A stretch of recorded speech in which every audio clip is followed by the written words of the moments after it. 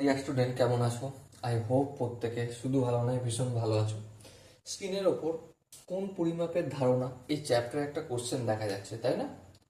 So এই প্রশ্নটা কি, প্রথমে আমরা মন দিয়ে পড়বো, বুঝবো, তারপর অঙ্কটা প্র্যাকটিস করবো। ওকে, কি বলেছে দেখো। একটি চাকা ঘন্টায় 20 বার আবর্তন করে। ঘন্টায় 20 বার মানে 60 মিনিট। 1 ঘন্টা মানে তো 60 মিনিট, তাই না? 60 মিনিটে কতবার আবর্তন করছে? 20 বার আবর্তন করলো।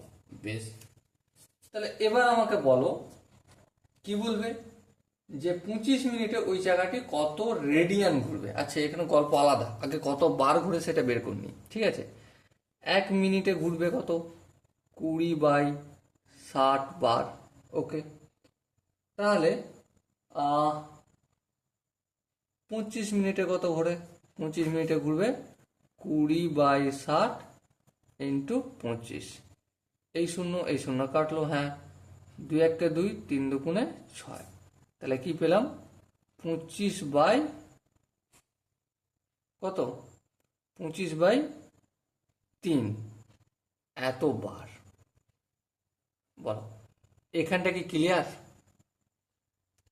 সো এখানটা যদি ক্লিয়ার হয়ে যায়, আশা করি আর কোনো জায়গায় আটকাবে না।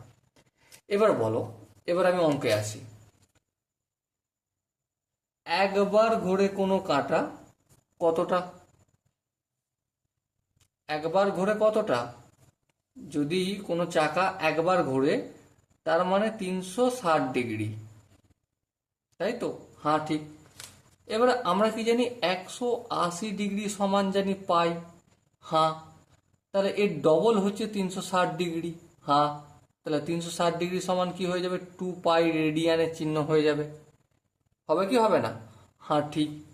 তার মানে একবার ঘুরলে কাঁটাটা ঘুরবে কত? 2 পাই রেডিয়ান। এটা রেডিয়ান লিখতেও পারি, অথবা আমি চিহ্ন দিতেও পারি।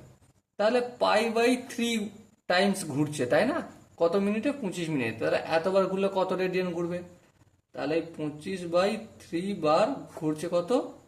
অবশ্যই গুণ হয়ে যাবে, বেশি বার। 2 পাই × 25/3। 2কে 50 দিয়ে গুণ করলে কত? 25 দিয়ে গুণ করলে কত হয়? 50 π/3। এই রেডিয়ানের চিহ্ন দিয়ে দিলাম। ওকে, সো আই হোপ অঙ্কের প্রতিটা স্টেপ বোঝা গেছে। প্রথমে কি করেছি আমি? 60 মিনিটে কতবার ঘুরছে? 20 বার। 60 মিনিট পেলাম কোথা থেকে? কোশ্চেনে দেয়া রয়েছে, সেখান থেকে পেলাম। বেশ, এক এক ঘন্টা মানে তো 60 মিনিট, সেখান থেকে 25 মিনিটে কতটা ঘুরছে তত বার বের করলাম। ঠিক আছে, একবার ঘুরলে কতটা ঘোরে? 2 পাই রেডিয়ান। সেখান থেকে 25/3 বার ঘুরলে 50 π/3 রেডিয়ান ঘুরছে। ওকে, সময় দিয়ে ওয়াটসন। এখানে দেখো অপশন যে রয়েছে চারটে, তার মধ্যে ডি অপশনটা সঠিক অপশন। ওকে, আই হোপ আমি ছাড়া প্রত্যেকে বুঝতে পেরেছো, আশা করি। যদি কোনো জায়গায় অসুবিধা থাকে বা ডাউট থাকে, কনফিউশন থাকে, তো কমেন্টে ফটাফট করে জানাও। ওকে, সো দেখা হচ্ছে পরবর্তী সেশনে। ততক্ষণ পর্যন্ত ভালো থেকো, সুস্থ থেকো এবং জয় হিন্দ।